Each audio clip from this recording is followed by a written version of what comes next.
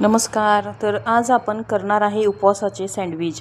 तर त्याच्यासाठी रात्री मी भिजवून घेतले होते साबुदाणे. तर भाजून घेतलेले शेंगदाणे, आलं, हिरवी मिरची, कोथिंबीर, अर्धा चमचा जिरा आणि थोडंसं लिंबाचा रस घालून वाटण तयार करा. आणि एक बटाटा शिजवून हे सगळं मिश्रण साबुदाण्यामध्ये घालून चवीनुसार मीठ आणि थोडीशी साखर घालून छान मिक्स करून घ्या. आणि हे टोस्टरमध्ये थोडंसं मी तेल लावून घेतलं. टोस्टरमध्ये साबुदाण्याचं मिश्रण असं पसरवून घ्या आणि त्याच्यावरती हिरवी चटणी लावा.